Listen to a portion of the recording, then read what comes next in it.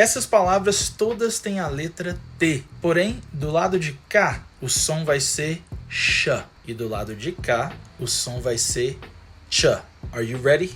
Let's go. Patient, patience, initial, national, international, statue, actual, actually, situation, initiate, initiated, communication, information, future, futuristic, question, suggestion.